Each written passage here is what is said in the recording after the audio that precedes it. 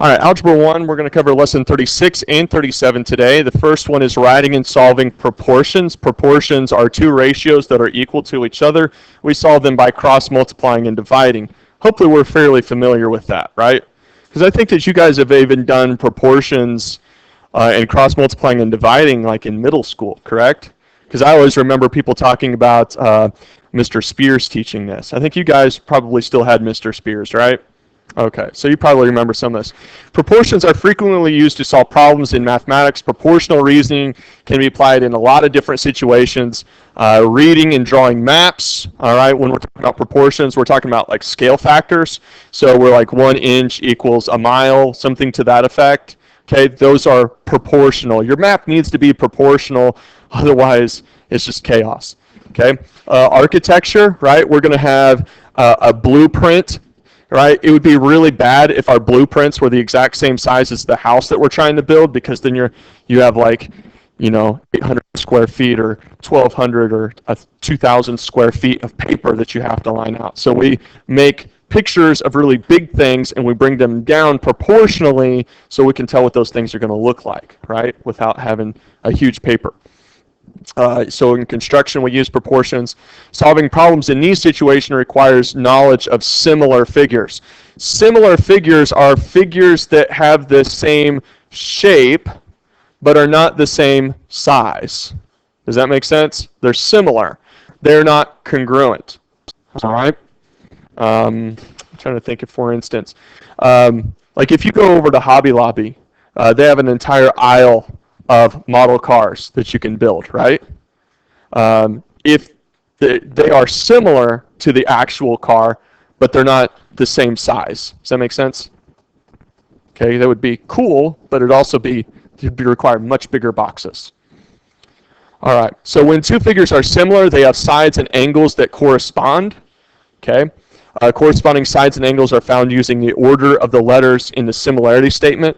Corresponding angles of similar figures are congruent. So if I have two similar triangles, their corresponding parts or their corresponding angles will be congruent, but their corresponding sides are proportional to each other. Hopefully that'll make more sense as we look at examples. All right. Sides of similar figures also correspond. Corresponding sides, like I said earlier, are proportional. They are not congruent, or not necessarily congruent. They do have to be in proportion, and that ratio of side to side, or side to corresponding side, that ratio has to remain the same to all corresponding sides, or the figures are not proportional, and therefore they are not similar.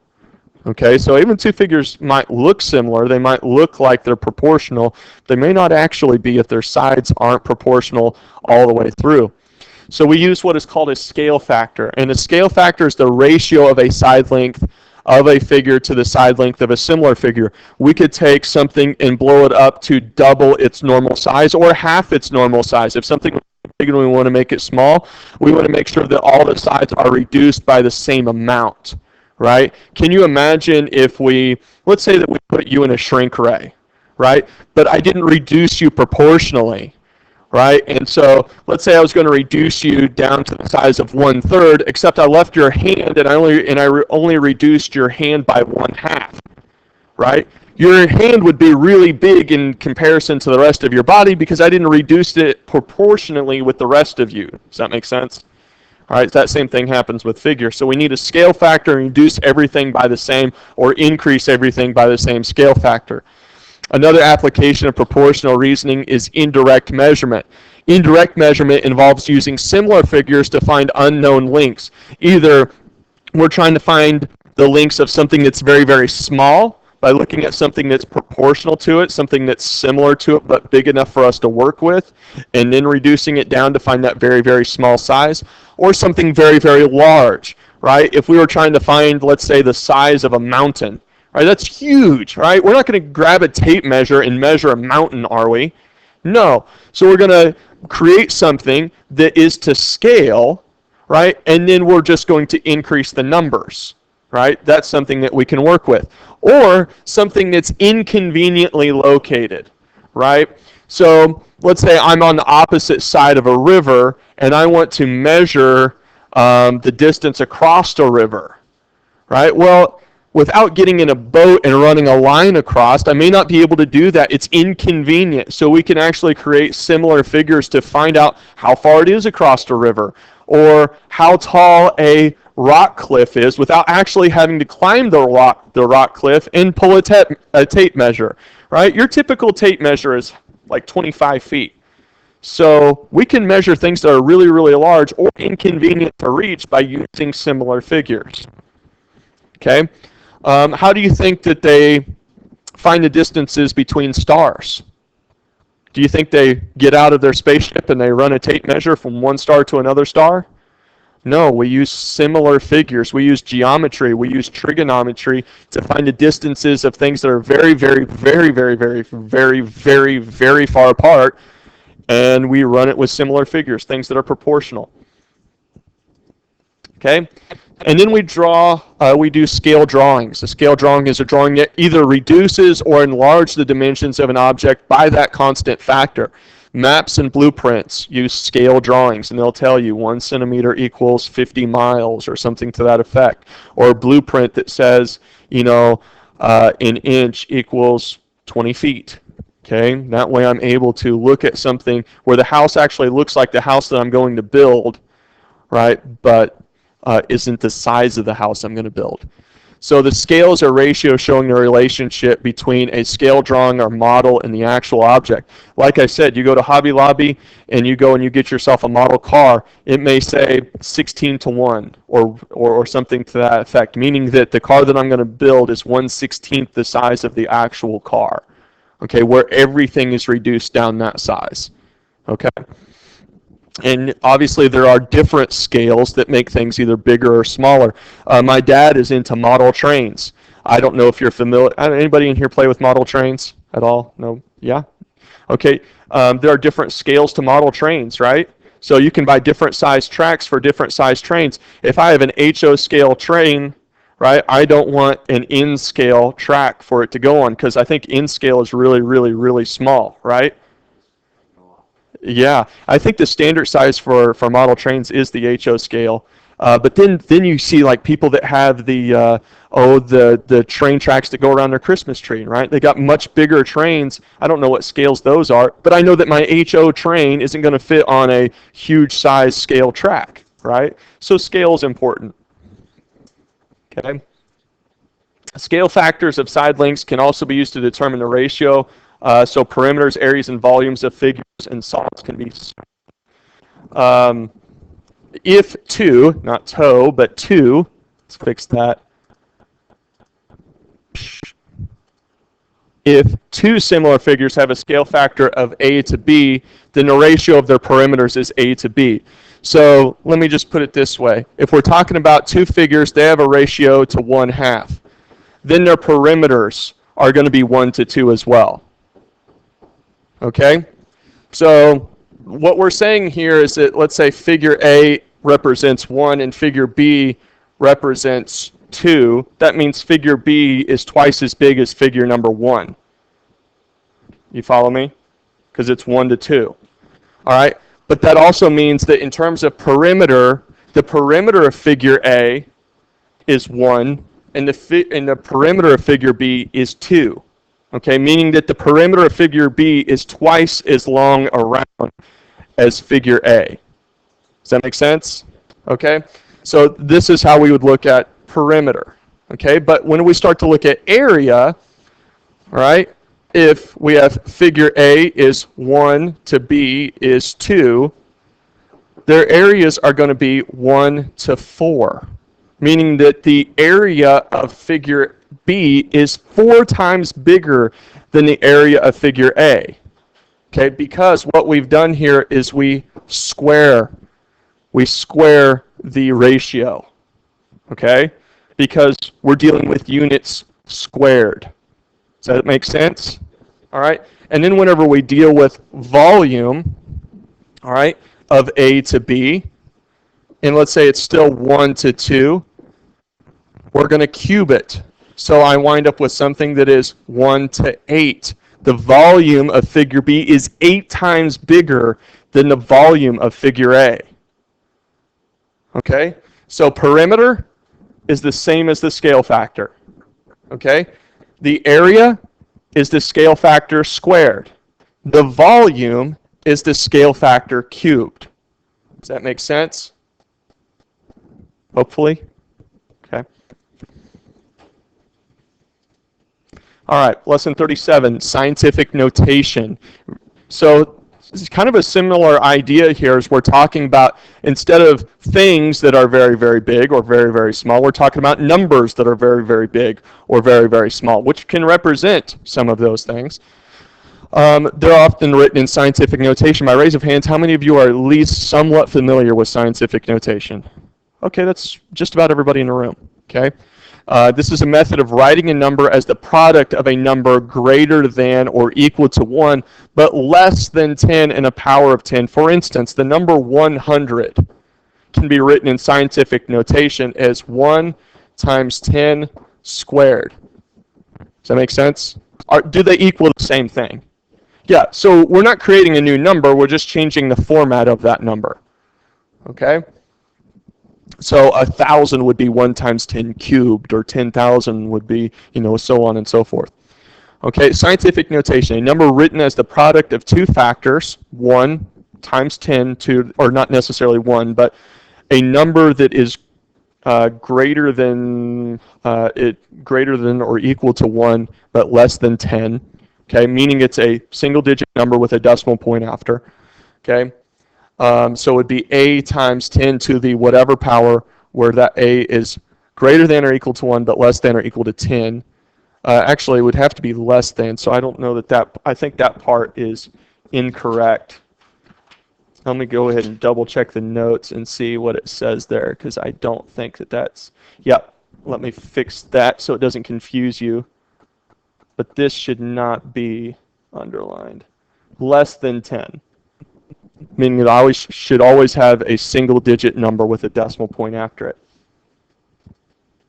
So to multiply numbers in scientific notation, we multiply the coefficient. So the a of one times the a of the other. Okay? And then we multiply the powers. Somebody give me a single-digit number. 5. Okay? Somebody give me another, it doesn't matter, whatever digit. Give me a digit. 7. Okay, let's say I wanted to take 5 times 10 to the 7th. Somebody give me another number. 6. And another number. 9. Okay, I heard 9. Let's say I wanted to multiply those two things. The first thing I'm going to do is I'm going to multiply the 5 and the 6. That's going to give me 30, right? That's going to give me 30 times 10. And then I want to do what with those exponents? Add them. So that's 7 plus 9, which is 16. This isn't in scientific notation, though, right? No, because I need to move this decimal point to the left, correct? I want 3 times 10 to the, what happens as I move it to the left, though? What do I do with the exponent? Does it increase or decrease? It should increase, because now I need to multiply by 10 again to get the full size number, right? Okay, so I should wind up with 3 times 10 to the 17th. So as I move to the left, I add. As I move to the right, I subtract. Okay? All right, so left, okay, add, right, subtract in terms of the exponent. And that's the hardest part. Now I'm going to add or subtract the number of times that I have to move. Yes? Right. Yep. Yeah. Yeah. If it was, he asked if it was 0.3 times 10 to the 16th, I'd have to move it to the right, which would make it 3 times 10 to the 15th. That is correct. Yes. If I move to the left twice, I add 2 to the exponent, or however many times I have to move it. Right? In the same way with moving to the right. Okay? All right, so to divide numbers in scientific notation, we divide the coefficients. So let's say instead, let's say that instead of multiplication here, I was dividing. Okay, that means I'm going to take 5 divided by 6. What's 5 divided by 6? What'd you say? Should be 0. I want it as a decimal. 0.83 repeating, and so, okay, times 10. Okay, but now I'm taking 7 minus 9. 7 minus 9. The first one minus the second one. What is that? Negative 2. But I need to move this decimal point to the right, correct? So I'm getting 8.33 times 10. What happens as I move it to the right? I subtract? No. What did I write up there? Right does what? Right subtracts? Okay. So this one we'll actually do a test for. Okay. Let's pull up a calculator. How could I actually test this so that I'm not worried about whether or not I'm wrong and I just feel like I'm guessing? All right. I'm going to show you how we can test this if I can find. Let's see.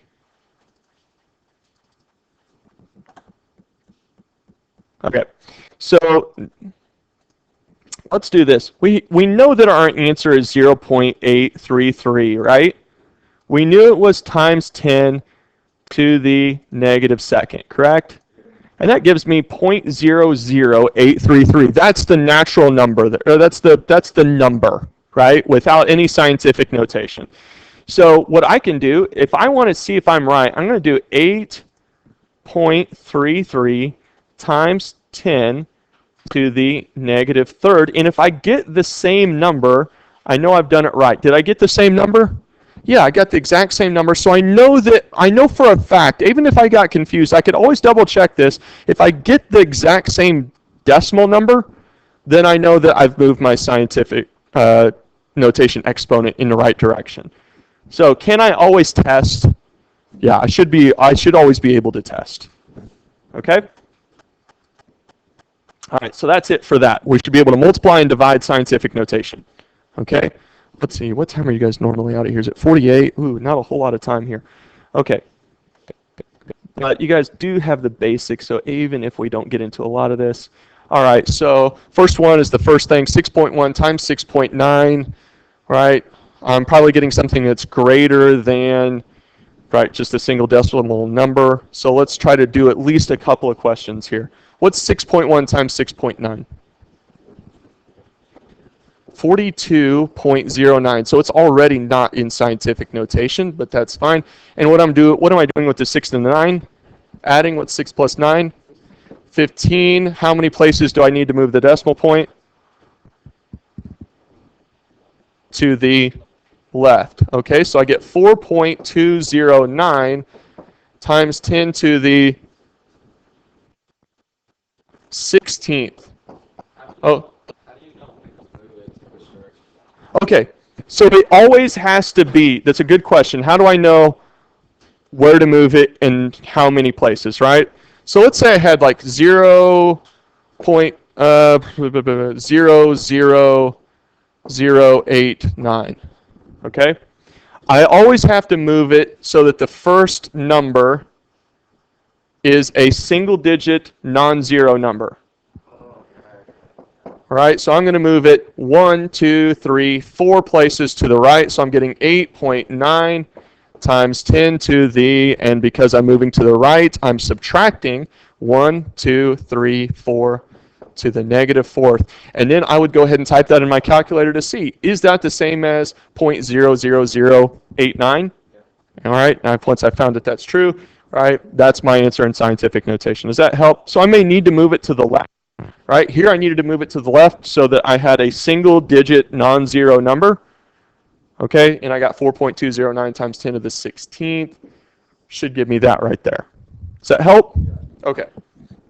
Hopefully answering some questions. I don't know that your book necessarily answers there. All right, let's at least do number 2. It says these two are similar. We want to find x, y. The first thing I need to do is actually find the scale factor.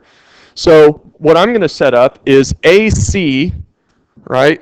And I can look AC. AC is to XZ. Does that make sense? All right, so that's 17 over 8.5. I want to find out what the scale factor is then. What is 17 divided by? Because I'm going to set up a proportion. 17 to 8.5, that's AC over XZ.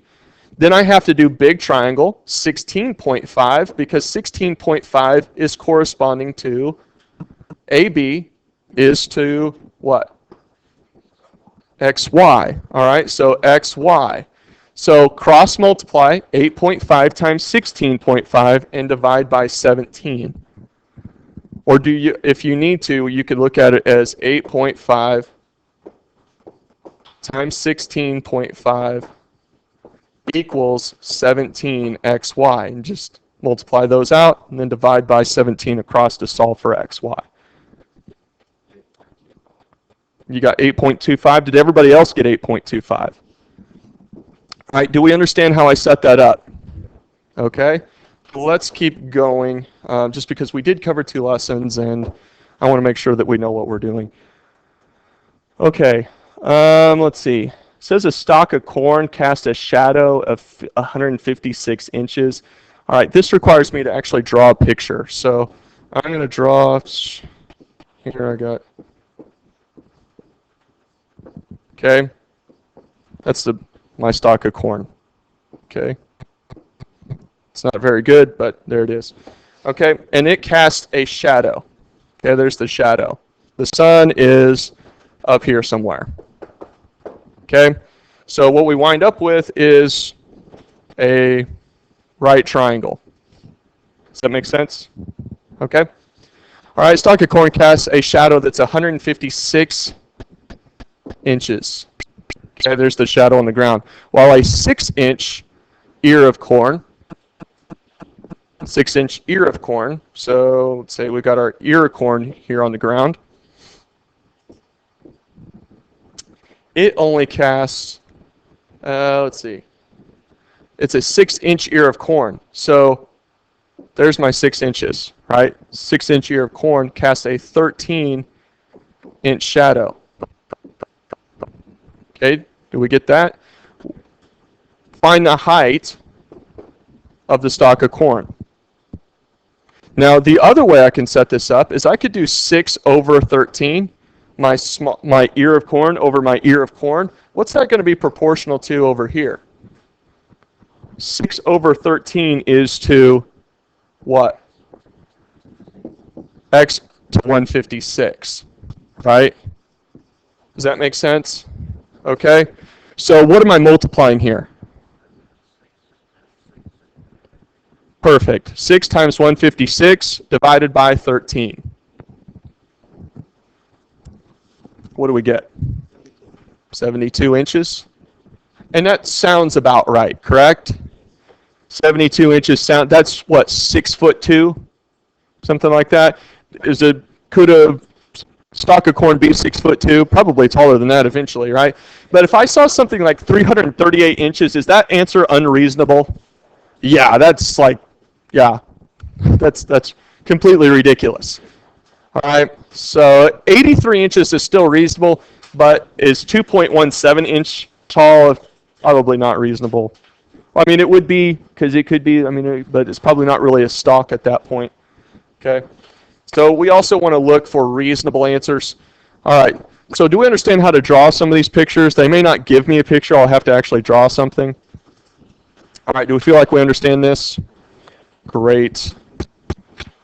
I always want to make sure I don't, anyway.